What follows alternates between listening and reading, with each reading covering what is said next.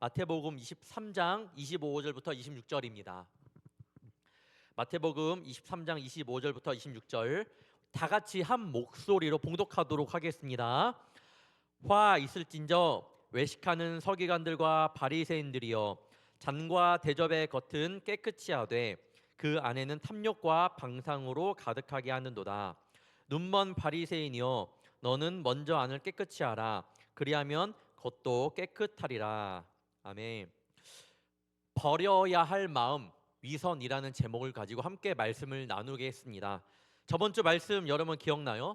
헌금에 대해서 말씀을 나누었는데, 예물을 드리는 거에 초점을 맞추는 것이 아니라 하나님은 여러분의 그 중심을 보시기에 정말 중심을 드려야 한다라고 말씀을 드렸습니다. 분명하게 말씀드린 거는 헌금을 해라라는 목적이 아니었던 거예요. 여러분 오해하면 안 돼요. 여러분의 중심을 드렸으면 좋겠다라는 마음으로 말씀을 전했습니다. 하지만 먼저는 모든 걸 하기 전에 하나님의 은혜 가운데 거하는 자녀가 되보자라고 말씀을 전하면서, 이렇게 우리가 먼저 하나님 앞에 은혜 받는 자로서 나아갈 때, 저번 주에 설명했을 거예요. 기억나는 청년 있을지 모르겠지만 마게도냐 교회에 대해서 말씀을 했습니다. 마게도냐가 이 복음의 빚진 자라고 생각을 한 거예요. 예루살렘 인도에 대한 유대인들을 향하여 복음을 나는 전에 받은 빚진 자다, 은혜를 받은 거예요. 그래서 누가 시키지 않았어도 없는 와중에도 헌금을 하였고, 그리고 있는 것보다 더 드리려고 노력을 하였고, 무엇보다 주의 일을 하는데 최선을 다해 어떻게든 내가 하고 싶은 마음 때문에 어떻게든 뭐 하고 싶습니다라고 이렇게 마음을 내비쳤습니다. 하나님의 은혜가 거하자 그런 모습으로 섰다라는 거예요. 그러면서 그렇게 말을 해요. 주님 앞에 드리는, 우리가 예물 드릴 수 있는 것이 특권입니다 라고 이렇게 제가 말씀을 드렸습니다. 예물 드리는 것은요, 은혜 자만이 할 수 있는 특권. 참 멋진 말 같아요. 특권. 하나님을 믿는 이들만의 특권. 여러분 꼭 기억하길 바라고. 그러면 1월 첫째 주 말씀 기억나나요? 첫째 주 말씀 간단하게 말씀드리면, 우리가 하나님의 말씀으로 돌아가야 되는데, 그 말씀을 내 마음 가운데, 주의 말씀을 내 마음에 두었나이다. 내 마음에 두기 위해서 뭘 어떻게 해야 되냐? 첫 번째 뭐라고 했죠? 하나님의 마음을 알자. 하나님의 마음을 알아야지 이 말씀이 좋은지 안 좋은지 알 수 있을 거 아니에요. 때로는 내가 하나님 마음을 알지 못하면 말씀이 들어왔을 때 내 마음을 그냥 찌르기만 하는 손꼽 같은 말씀이 될 수 있다라는 건데, 하나님의 말씀 절대 그러지 않다라고 말씀드렸죠. 하나님의 마음을 알지 못하고서는 결코 주님의 말씀을 이해할 수 없다라는 것. 그럼 반대로 여러분, 하나님의 말씀을 내가 이해를 하는데 결국 여러분의 마음이 또한 바로 서지 않으면 어떻게 될까요? 하나님의 마음을 잘 받아들일 수 있을까? 그러지 못한다라는 거예요. 크리스찬의 모습은 그런 것들이 굉장히 많아요. 나는 주님 앞에서 제대로 서 있지 못하는데, 또 크리스찬이기에 하나님의 말씀대로 살아가긴 해야겠고, 그러니까 그런 아이러니야, 그런 복잡 미묘한 그런 감정도 있으면서 하긴 해야 되는 건데 나는 그런 모습은 없고, 막 여러 가지 생각이 있습니다. 그러다 보니까 또 말씀대로 또 살아내야 하는 모습도 있어야 되는 거고, 그렇다 보니까 거기서 뭐가 나오냐? 겉과 속이 다른 위선자의 마음이 나온다라는 거예요. 여러분 모습들도 그런 마음이 있는지 모르겠습니다. 근데 겉과 속이 다른 모습. 남들은 모르지만 여러분이 여러분 자신을 생각할 때 알 거예요. 나는 이런 모습이 조금 약하고 이런 모습이 있구나. 지금 당장이라도 내가 한 주 동안 살아온 삶을 누군가에 보여준다라고 하면 누가 과연 당당할 수 있을까요? 단 한 명도 당당할 수 없습니다. 2018년 개봉작 중에 완벽한 타인이라는 영화가 있습니다. 줄거리가 이렇습니다. 오랜만에 40년 지기 초등학교 동창들이 커플로 모였습니다. 그중 한 명이 게임을 제안합니다. 각자의 휴대폰을 테이블 위에 올려놓고 통화 내용부터 문자와 이메일까지 모두 공유하게 된 거죠. 쓸데없는 짓을 한 거죠. 아무튼 흔쾌히 게임을 시작하자마자 휴대폰에 담긴 비밀이 하나씩 들통이 나기 시작을 합니다. 전혀 예상치 못한 결말로 흘러갑니다. 7명의 친구들은 적게는 하나씩, 많게는 여러 가지의 비밀을 가지고 있었습니다. 다른 사람에게 했던 뒷담화, 아직 내 배우자에게 말하지 못했던 그런 비밀들이 이제 다들 이제 걸리게 되는 거죠. 아마도 영화를 감상하는 관객들은 세대를 불문하고 자연스럽게 자신의 휴대폰에 있는 메시지와 SNS, 누군가의 통화 내용을 연상할 겁니다. 아마 여러분도 이 영화를 보았더라면 내 핸드폰에는 뭐가 있지라고 한번 생각을 해볼 거예요. 나에게 비밀이 뭐가 있지? 아주 일상적인 그런 저녁 식사로 대화로 이루어졌던 이 영화가 결국에는 진정한 인간관계는 무엇인가에 대한 그런 메시지를 던져줍니다. 인간의 이중성, 인간의 겉과 속을 잘 보여주는 영화라고 저는 생각합니다. 이 영화 속 대사에 이런 대사가 있습니다. 사람들은 누구나 세 개의 삶을 산다. 공적인 하나, 개인적인 하나, 그리고 비밀의 하나. 우리 삶에는 알게 모르게 이중성의 모습이 있습니다. 삶에서, 가정에서, 친구들 사이에서, 교회에서. 당연히 여러분, 때로는 상황에 따라 그러한 모습들이 필요는 하긴 해요. 좀 모든 모습을 다 보여줄 수는 없잖아요. 상황에 따라 필요하긴 합니다. 하지만 세상에서는 그러한 모습이 필요할 때가 있다 하더라도요, 여러분, 주님 앞에서는 절대로 그래서는 안 돼요. 믿음 안에서는 절대로 우리의 위선적인 모습을 보여주어서는 안 됩니다. 왜냐하면 이중적인 모습은요, 결국 우리의 그 살아있는 영과 맞물려 있기 때문이에요.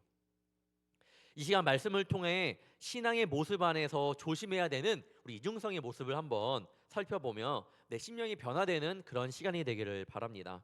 첫 번째, 주님 앞에는요, 여러분 나아갈 때 무조건 솔직하게 나아가야 합니다. 오늘 말씀에 서기관들과 바리새인들이 나옵니다. 이들의 모습이 어땠는지 25절 보겠습니다. 화 있을진저 외식하는 서기관들과 바리새인들이여, 잔과 대접의 겉은 깨끗이 하되 그 안에는 탐욕과 방탕으로 가득하게 하는도다라고 말하고 있습니다. 말씀에서 꼭 집어 말하는 이 단어가 탐욕과 방탕입니다. 탐욕이란 무엇일까? 탐욕의 원어의 뜻을 살펴보면 강탈, 약탈, 도둑질입니다.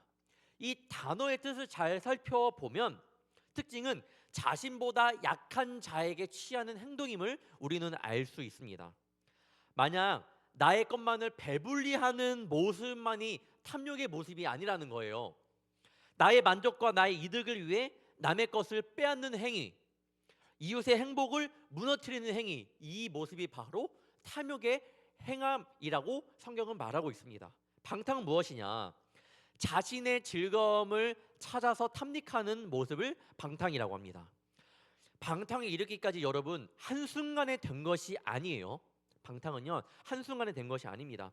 계속 모르게, 계속 나도 모르게, 알게 모르게 내가 좋아하는 쾌락을 쫓다 보니 생긴 모습이 바로 방탕의 모습이에요. 그 습관이 처음에 작은 습관이 삶에 젖어버려 갖고 그것이 그렇게 이어진 모습이 바로 방탕입니다. 누군가는 이야기할 수 있습니다. 저한테, 목사님, 그 조금 욕심 부리는 거 가지고 왜 죄라고 하나요? 그 정도는 조금은 즐길 수 있지 않을까요? 왜 그것이 방탕이라고 할 수 있을까요? 라고 말할 수 있지만, 우리가 신앙생활에서 여러분 제일 조심해야 될 게 조금 이 정도야 라는 겁니다. 이 조금 이 정도가요 쌓이다 보면요 여러분의 마음을, 영혼을 죽이는 그러한 죄가 됩니다. 이건 조금이야, 괜찮아, 티도 안 나, 이 정도는 괜찮겠지라고 말하는 사람도 있는데, 조금씩 죄와 타협하는 모습들이 결국은요 겉과 속이 다른 위선적인 모습으로 만들어 버린다라는 거예요. 그런데 여러분, 우리가 이 말씀에서 방탕과 탐욕에 대해 말씀드렸잖아요. 그런데 잘 짚고 넘어가야 되는 말씀이 있습니다. 예수님께서 방금 25절을 읽으면서 맨 앞에 뭐라고 써져 있었죠? 화 있을진저, 화 있을진저, 서기관들과 바리새인들이요. 그리고 결국에는 그 안에는 탐욕과 방탕으로 가득하다. 그러면 우리가 보기에는 탐욕과 방탕만이 우리 안에 있기 때문에, 그런 것들이, 그런 죄가 우리를 누르고 있기 때문에 너 화 있을진저, 너에게 화가 있을 것이다 라고 말한 것일까? 한번 생각해 보기를 바랍니다. 오직 그것 때문에, 내 안에 탐욕과 방탕 때문에, 내 모습이 그런 모습 때문에 하나님께서 화 있을진저 라고 말한 걸까? 저는 아니라고 생각을 합니다. 이것보다 더 큰 죄가 있다라는 거예요. 성경에 답이 나와 있는데 오늘 읽지 않았지만 27절에 겉으로는 아름답게 보이나 28절 겉으로는 사람에게 옳게 보이는데 뭐든지 너의 안을 보기 전에 우리는 겉으로는 아름답게 보이나 먼저 예수님께서 이렇게 말씀하세요. 겉으로는 그런 척하면서 안에는 그게 있다. 겉의 모습을 먼저 이야기하신다라는 것을 먼저 우리가 알기를 원합니다. 내면은 썩어 있지만 겉으로는 그렇지 않은 척, 경건한 척, 요게 문제가 되는 거예요. 여러분이 죄를 생각하기 전에 그 주님 앞에 어떤 모습으로 서는지가 먼저 중요합니다. 청년의 때는 겉모습을 중요시해요. 맞아요. 겉모습 중요시합니다. 내가 다른 사람에게 어떻게 보이는지 굉장히 예민하게 반응해요. 그래서 나를 꾸미죠. 여러분 모습 잘 꾸미기도 하잖아요. 저도 꾸밀 때가 있죠. 내 모습이 아닌 다른 것으로 나를 가려버립니다. 그런데 나를 가려버리니까 나중에 어떻게 되나요?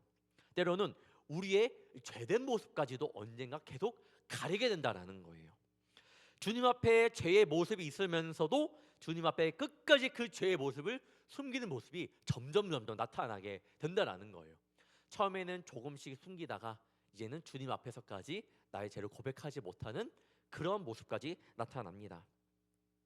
우리 주님은 여러분에게 어떤 모습을 원하실까? 베드로전서 1장 16절입니다. 기록되었을 때 내가 거룩하니 너희도 거룩할지어다. 여러분, 주님이 여러분에게 원하시는 모습은 뭐라고요? 거룩. 그런데 항상 이 말씀 들으면요, 저도 마음이 어려운 게 내가 거룩한가? 하나님께 내가 거룩하니 너희도 거룩할지어다. 그러면 저도 말씀 부르면서 묵상하면서 그럼 나는 거룩한가라고 물어봐요. 지금 내 모습 이런데 여러분 거룩함이랑 가까워요? 그런데 주님은 우리 보고 거룩하라고 말씀하고 계십니다. 그러면 그 길로 나아가긴 해야 되는데 그럼 어떻게 우리가 너무 큰 단어이기도 하고 어떻게 그 주님이 주시는 그 단어에 우리가 다가갈 수 있을까? 거룩은 어떻게 되는 걸까? 여러분, 거룩함의 시작은요 이겁니다. 죄를 감추는 것이 아니라 여러분이 있는 모습 그대로 일단은 주님께 드림으로부터 시작이 되는 거예요. 어렵게 생각할 필요가 없습니다. 먼저 내가 주님 앞에 솔직한 모습으로 나오는 것부터 여러분의 거룩은 시작이 된다라는 거예요. 어렵게 생각하지 않기를 바랍니다. 즉 주님 앞에 솔직한 모습, 죄가 있어도 연약한 모습이 있어도 그 모습 그대로 주님 앞에 나아가는 것, 바로 거룩한 모습으로 나아가는 겁니다. 여러분, 주님 앞에 기도할 때 우리가 막 마음이 뜨거워지기도 하고 눈물도 나기도 하잖아요. 왜 그래요? 그렇게 한번 막 주님 앞에 기도하면 울었던 적 있잖아요. 저도 많이 울었었고. 왜 그럴까요? 말씀을 준비하면서 생각해봤는데 결국엔 이거더라고요. 주님께 이런 나를, 죄 많고 연약한 나를 주님께서 안아주신다고? 다시 샘을 주시니까, 그러니까 기도할 때 눈물이 나는 거예요. 내가 주님 앞에 온전히 내어 드리니까 그때 주어진 은혜가 더 크다라는 거예요. 만약에 여러분들이 옷이 흙탕물에 젖었어요. 근데 그 모습을 주님께서 안아주신다고 생각을 해봐요. 얼마나 감동이 있을까요? 흙탕물이 묻었는데 주님 오시네? 잠시만요 주님. 그냥 이 상태에서 옷만 깨끗이 입고 간 거야 주님 앞에. 주님이 안아주었어. 생각할 수 있단 말이에요. 내가 깨끗하니까 내가 이렇게 하니까 주님께서 안아주실 수 있겠구나. 혹시 내가 이걸 벗어버리면 주님 안아줄 수 있을까? 라고 생각을 할 수 있다라는 거예요. 즉 우리가 주님 앞에 나갈 수 있는 방법, 나가야 되는 모습은요, 여러분 벗고 나가서 있는 그대로 나가야지 주님의 사랑을 그때 알 수 있다라는 거예요. 그렇게 나가지 못하면 계속 주님을 의심하고 기도할 때 확신이 없고 그렇다라는 것을 꼭 청년들이 기억하길 바래요. 절대로 여러분의 마음을 감추지 말고 있는 그대로 나가야지 그 모습 그대로를 사랑해 주시는 주님의 마음을 체험할 수 있다라는 거예요. 그러니 어떤 모습이라도 숨길 생각하지 않기를 바랍니다. 여러분의 모습을 하나하나 주님 앞에 내어드리길 간절히 바라요. 꼭 그렇길 바랍니다. 두 번째, 그릇이 중요한 것이 아닙니다. 이 말씀 굉장히 많이 들어봤을 거예요. 여러분에게 문제를 내겠습니다. 두 개의 그릇이 있는데 금으로 아주 비싸게 만들었지만 안은 더럽고 하나는 질그릇으로 만들었는데 안은 깨끗하고. 자, 여러분에게 음식이 있다면 어느 그릇에 담겠습니까? 당연히 질그릇이지만 안이 깨끗한 그릇에 음식을 담을 겁니다. 당연하죠. 고린도후서 4장 7절입니다. 우리가 이 보배를 질그릇에 가졌으니 이는 심히 큰 능력은 하나님께 있고 우리에게 있지 아니함을 알게 하려 함이라. 이 말씀을 잘 보면요, 질그릇이라 할지라도 주님께서는 그 안에 부어지는 은혜가 있다라는 거예요. 즉 겉모습이 중요하다라는 말씀이 아닙니다. 예전에 여러분 제 친구가 가족끼리 이제 기념일을 맞이해서 여행을 갔습니다. 어디로 갔냐? 영종도에 있는 5성급 호텔을 갔습니다. 지금 뭐 머리에서 따다다 그 호텔에 갔겠구나라고 생각을 했겠죠. 가족끼리 가니까 얼마나 행복하겠습니까? 그런데 한순간에 여행을 망치는 일이 있었어요. 처음에 호텔 5성급 딱 들어간 거지. 안에 네이버 그걸 딱 갔는데 여러분 호텔 가보면 어떻게 해요? 처음에 가자마자 나와요? 아니죠. 다 한번 들어봅니다. 다 열어보고 삐까뻔쩍하네. 이건 먹어도 되냐 안 먹어도 되냐. 이거는 돈 지불하는 거 안 먹지. 그걸 다 그렇게 하잖아요. 화장실도 보고. 근데 그 친구도 마지막에 다 보다가 화장실 문을 열었는데 그 5성급 호텔 안에 속옷이 걸려 있었던 거예요. 그래갖고 저도 놀랄 정도로 진짜? 거기가? 놀래서 자기도 여행을 망쳤다라고 하는 거예요. 그래서 그 사장이 미안하다고 했지만 그냥 기분 나빠서 다른 호텔로 옮겼다고 이야기를 합니다. 저는 여러분 하나님과 사람의 시선에 대해 생각을 해보았습니다. 자, 사람은요 그래도 겉을 봐요. 조금이라도 겉을 봅니다. 겉을 봐요. 방금 들려드린 예만 보더라도 제가 여러분 처음에 5성급 호텔에 갔습니다라고 했을 때 여러분 5성급 호텔 했죠? 5성급 호텔이다. 우리는 봐요. 당연히 보게 돼 있어요. 화려하고 멋진 호텔에 생각이 납니다. 당장이라도 예배 끝나고 여러분 티켓 주겠습니다 하면 내일 뭐 거기서 출근하더라도 분명히 여러분 갈 거예요. 왜냐? 나도 갈 거기 때문에. 그런 마음일 거 아니에요. 좋으니까. 그런데 거기서 볼 수 있는 것은 우리의 시선의 이동이라는 거예요. 5성급 호텔을 보고 그다음에 우리는 내면을 갑니다. 그러니까 우리는 겉의 모습을 보면서 우아하지만 그다음 겉을 본 다음에 내면을 향해요. 우리는 항상 그 사람을 볼 때 그 내면을 보려고 하지도 않고 겉모습을 먼저 보고 그다음에 내면을 보는 우리의 그런 연약함이 있습니다. 하지만 주님의 시선은 달라요. 주님의 시선은요, 우리는 외면에서 내면이지만 주님의 시선은 내면에서 내면이라는 것을 기억하면 좋을 것 같아요. 무슨 말인지 알겠죠? 여러분의 겉모습 어떻게 하는지의 모습이 중요한 게 아니라 여러분이 하나님을 얼마나 사랑하는지의 모습을 보고 거기에만 관심이 있고 그 마음만이 우리 주님께 향하기로 원하신다라는 거예요. 계속해서 주님의 시선은 내면입니다. 유대인들의 기도하는 모습 여러분 아시죠? 다시 한번 말씀드릴 텐데 이들은요 지금도 유대인들의 기도하는 모습은 이 말씀에 기초가 되어 있습니다. 한 가지를 가져온 거예요. 신명기 6장. 이스라엘아 들으라. 쉐마 이스라엘이죠. 이스라엘아 들으라. 우리 하나님 여호와는 오직 유일한 여호와시니 너는 마음을 다하고 뜻을 다하고 힘을 다하여 내 하나님 여호와를 사랑하라. 오늘 내가 내게 명하는 이 말씀을 너는 마음에 새기고 내 자녀에게 부지런히 가르치며 집에 앉았을 때에든지 길을 갈 때에든지 누워 있을 때에든지 일어날 때에든지 이 말씀을 강론할 것이며 너는 또 그것을 내 손목에 매어 기호를 삼으며 내 미간에 붙여 표로 삼고 또 내 집 문설주와 바깥문에 기록할지니라. 그래서 나온 모습이 지금 보는 사진과 같습니다. 이 말씀을 실천한 모습이 바로 이 모습이에요. 지금도 이렇게 유대인들이 기도하고 있죠. 유대인들의 머리와 팔에 있는 이 뚜껑처럼 생긴 이 직사각형 이 사각 모양 성구함이 바로 테필린이라는 겁니다. 테필린. 방금 읽었던 말씀 가운데 여러분 8절에 손목에 매어 기호를 삼고 내 미간에 붙여 표를 삼으라고 하는 말씀에 따라서 유대인들은 테필린을 가지고 기도하고 있는 거예요. 자, 다음. 뿐만 아니라 집 문설주에도 메주자라는 말씀이 담긴 그걸 적어놨습니다. 그걸 달아놨는데 히브리어로 문설주라는 거예요. 이거는요 저 조그만 나무 통 속에 성경 구절을 적어서 그 안에 넣고 방금 읽었던 구절 말씀에 뭐가 있냐면 너 또 내 집 문설주와 바깥문에 기록할지니라 라고 말하고 있거든요. 그 말씀에 기록한 대로 그것을 문에 붙인 거예요. 실제 사진 보여드리겠습니다. 네. 실제 유대인들의 집에 저런 메주자라는 그 문설주에 저 말씀이 적힌 것이 있다라는 거예요. 종류가 굉장해요. 분명히 저도 자세히까지 못 봤지만 저게 뭘로 만들어지냐에 따라서 가격도 천차만별일 겁니다. 자, 그러면 다시 한번 테필린에 대해서 넘어가 볼게요. 테필린은 아까 보면요, 두 가지 모습을 볼 수 있었을 거예요. 하나는 머리에 달려 있고 하나는 팔에 달려 있습니다. 머리에 붙이는 상자 안에는요 4개 분리된 공간이 있어요. 왼쪽에 거기다가 성경 구절 다 넣어놔요.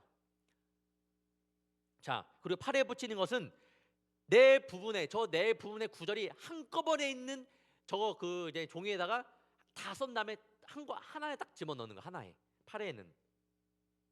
테필린을 만들 때는 지켜야 하는 수백 가지의 규칙들이 있는데 말씀이 쓰여진 양피지의 종류, 어떤 가죽을 사용했는지, 크기는 어떤지 등급도 나눠진다고 합니다. 그래서 가장 비싼 테필린은 $1,000까지 한다고 해요.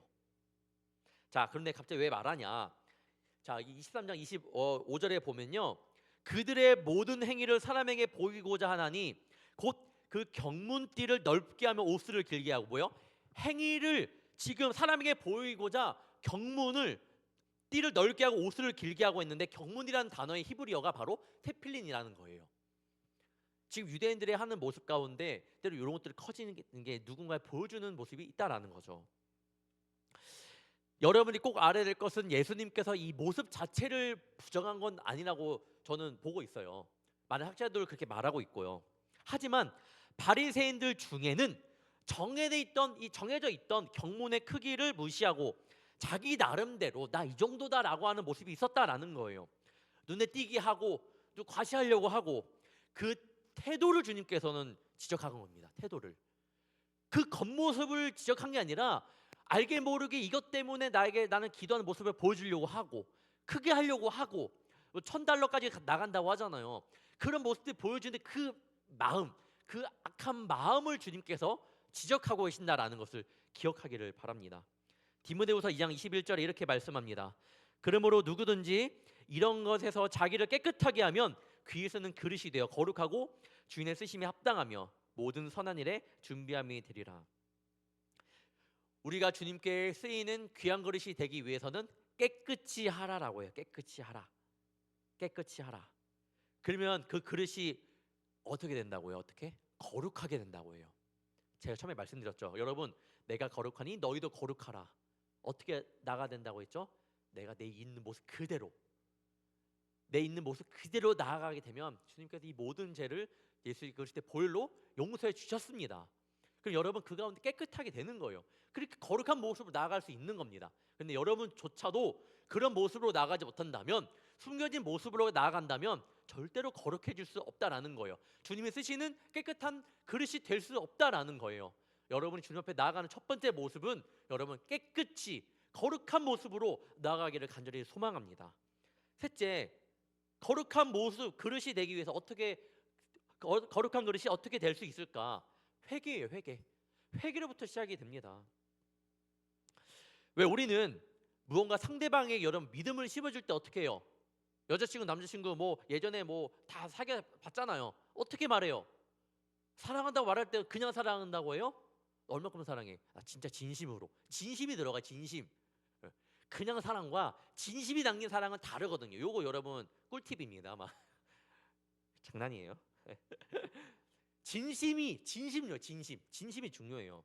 알게 모르게 근데 여러분 우리도 아는 거예요. 우리도 아는 거야. 뭐가? 우리 내면의 깊이에 있는 그 마음이 내 말과 내 행동을 결정하는 아주 중요한 마음이라는 거 아는 거예요. 알아. 사랑해. 어떻게? 진짜 진심으로 사랑해. 뭐요? 내 진짜 안에 있는, 내 마음에 있는, 너가 보이지 못하는 이 마음이 사랑한다라는 거. 이 진심. 여러분도 알잖아요. 내 그 마음이. 진심이라는 단어 안에는 겉으로만이 아니라 정말 그 사람의 전부가 담겨 있다라는 것을 압니다. 그래서 사과를 해도 어떻게 사과해야 돼요? 미안해. 야, 그게 사과한 거야? 항상 그러잖아요. 사과 미안해. 진심을 다해. 진짜 진심을 다해 하면 그 사람도 그 진심이 통하면 아는 거예요. 뭐요? 마음으로 하는 거예요. 마음. 그 마음으로. 우리도 알아요. 겉에 있는 외면적인 모습보다 중요한 건 내면적인 모습이 얼마나 중요하다라는 것을 여러분도 안다라는 거. 알게 모르게 알아요. 정말 알아요. 내면이 깨끗하면 당연히 그 모습도 겉으로 드러내게 되어 있습니다. 성경도 이와 같이 말해요. 오늘 말씀 23장 26절입니다. 눈먼 바리새인이여, 너는 먼저 안을 깨끗이 하라. 그리하면 겉도 깨끗하리라. 너희 안을 깨끗이 하라는 겁니다. 뭐예요? 회개하라는 거예요. 여러분, 죄 가운데 무너졌다면 가장 먼저 해야 될 것은요, 회개라는 거예요. 회개. 그런 척 가지고 살아가서는 안 됩니다. 이유는 당연합니다. 주님은 우리의 중심을 보시기 때문에 그 중심을 깨끗하게 해야 합니다. 사람한테는 거룩한 척, 믿음 있는 척 통할지는 모르겠지만 우리 주님께는 절대로 통하지 않는다라는 거. 가인이 아벨을 죽였을 때 자신만 안 거죠. 아무도 모르겠지. 그런데 하나님께서 뭐라고 말씀하세요? 4장 10절 하반절을 보면 너의 아우의 핏소리가 땅에서부터 내게 호소하느니라. 주님께 숨길 것이 없다라는 사실을 반드시 알기를 바랍니다. 남들은 몰라요. 하지만 주님은 아십니다. 세례 요한과 예수님의 사역 첫 번째 외침이 뭐예요? 그래서 마태복음 3장 2절에 세례 요한이 외칩니다. 회개하라, 천국이 가까이 왔느니라 하였으니. 예수님도 사역 첫 번째 외칩니다. 이때부터 예수께서 비로소 전파하여 이르시되, 이제 전파하는 거예요. 회개하라, 천국이 가까이 왔느니라 하시더라. 왜 제일 먼저 회개하라고 하는지 아시겠나요? 아셔야 합니다. 아셔야 해요. 거룩한 척, 믿음 있는 척 하는 것이 아니라 정말 주님 앞에 여러분이 진실된 모습으로 나아가기를 간절히 바랍니다. 여러분 그거 알아요? 그 책에서 제가 봤는데 정말 옷을 잘 입는 사람은 속옷부터 신경 써서 잘 입습니다. 진짜 신사는 슈트도 중요하지만 보이지 않는 속옷과 양말에 더 신경 쓰는 사람입니다. 그래서 저는요 예전에 청년들 선물할 때 양말을 조금 선물했었어요. 받아본 청년 있을 거예요. 네, 예전에 지금 잠깐 멈췄지만 아무튼 양말을 선물해 줬습니다. 라코스테 양말을 선물해 줬어요. 알게 모르게 그것까지도 좀 잘 치게 좋겠다. 그 전도사님이 선물할 때도 양말을 선물로 줬습니다. 양말. 알게 모르게 그런 마음이 담겨 있어요. 보이지 않지만 거기서 좀 딱 갖춰진 사람이 되면 좋겠다. 아무튼 그거고 보이지 않는다고 여러분 아무도 못 보겠지라고 생각하지 않기를 바랍니다.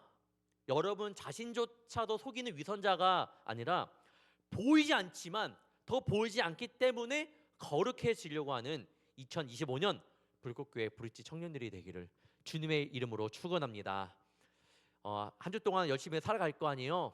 주님께서 보고 계신다라는 마음으로 당연히 그 가운데 넘어질 수 있죠. 여러분 걱정하지 말고 그때마다 다시 한번 주님 앞에 나아가 여러분의 마음을 깨끗이 함으로 거룩하게 서가는 청년들 되기를 바랍니다. 기도하겠습니다. 사랑의 주님, 위선의 마음을 내려놓고 진실된 마음으로 이 시간 주님 앞에 서기를 원합니다.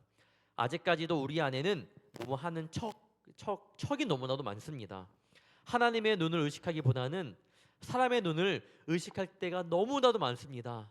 주님 그런 마음을 용서하여 주옵소서. 주님이 보시기에 어리석은 모습이지만 아직까지도 그러한 의식 때문에 버리지 못할 때가 많았습니다. 주님 용서하여 주옵소서. 정말 주님을 진실로 사랑하는 만큼 이제 내 행동에서도 변화되길 원합니다. 누구 때문에 신앙생활하는 것이 아닌, 기도하는 것이 아닌, 예배 드리는 것이 아닌 정말 주님을 사랑하는 그 믿음 때문에 주님 앞에 나오는 복된 주의 청년 되게 하여 주옵소서. 내가 거룩하기 때문에 너희도 거룩하라고 말씀하신 것처럼 이 시간 주님 앞에 나의 모든 죄를 가지고 나아가 다 내려놓고 거룩하게 서기를 원합니다. 주께서 나의 심령을 만져주사 변화시켜 주시며 다시금 새롭게 변화되는 거룩한 천국 백성 되게 하여 주옵소서.